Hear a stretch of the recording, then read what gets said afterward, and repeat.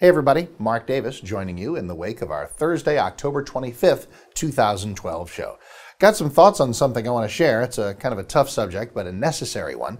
That's the subject of rape and Republicans and politics and how these things wedge themselves into our lives seemingly every few weeks.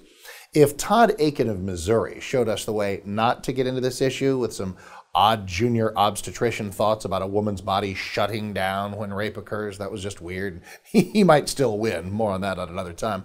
But if that was not the way to get into it, it may be that Indiana Republican Senate candidate Richard Mourdock has given us exactly the way to get into it.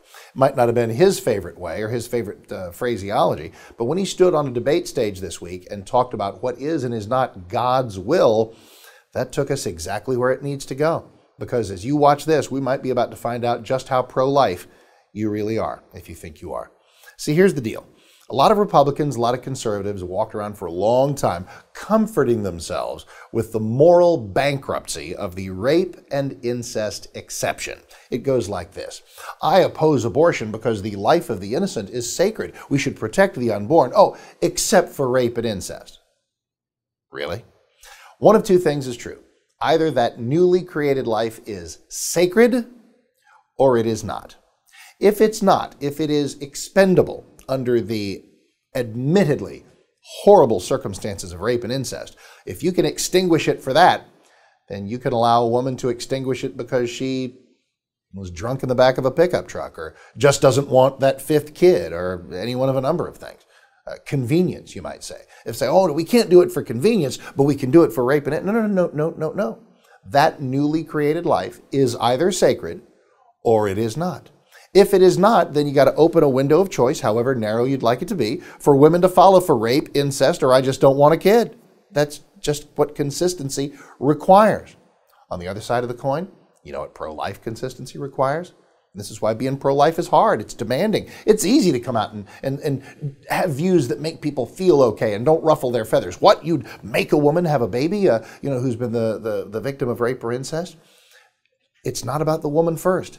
It's not about the woman first. It is her choice. It is her convenience in some cases. It is her crime victimization in the case of rape. And I'm empathetic about all of those. But for the unborn child, it is about life. That's why the issue is called pro-life. It is about the life of the unborn.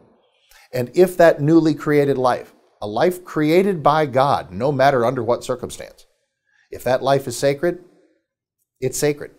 Words have meaning. Sacred means sacred.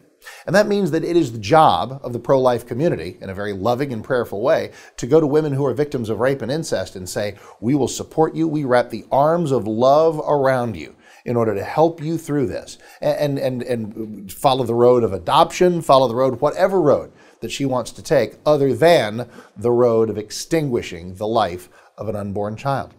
It is moral bankruptcy to say that the rape and incest exception is a part of your pro-lifeness. You are not pro-life if you favor the rape and incest exception. You're not. You've established a narrow of pro-choiceness there for yourself, and I understand why. It's because it's a kind of a burden to walk around and say, "Hey, rape victims, hey, incest victims, we're going to make you have those babies." I mean, just in saying that's a heavy bat to wield. Compare it, though, if you will, to being sucked out of the womb. Sorry, just needed to provide some perspective. So if you're a politician, if you're Mr. Mourdock in Indiana the other night, you're simply speaking what the Word of God says. You are speaking biblical truth. Now, religion does not run our politics, but if religion is what informs your morality on certain issues, then this is the view, if you are pro-life, that you must have. No exception for rape. No exception for incest. Enormous love, enormous empathy, enormous support so that we can help the people who have been through this horrible, horrible thing.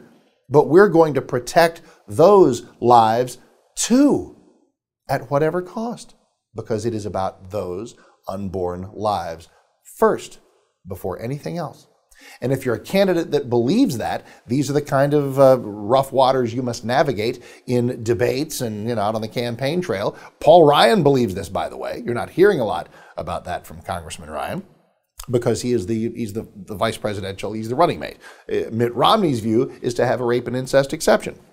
I'm obviously thrilled about the idea of Governor Romney winning, but I would differ with him on this, as would anyone who is truly, consistently, down the line, pro-life. So there is the uncomfortable truth about the rape and incest issue with regard to how pro-life you are. I think you've just found out how pro-life you are. If you got any agreement, disagreement, call me anytime. We talk about these and less weighty matters too sometimes on the Mark Davis Show, 7 to 10 a.m. Central Time, and on Fridays, Fridays, 5 to 10, we do Bill Bennett's Morning in America, 5 to 8, and then locally 8 to 10, all on 660 a.m. The Answer, and hearable through podcasts and listenable live on the same place that you found us right here, 660amtheanswer.com. Thanks for listening.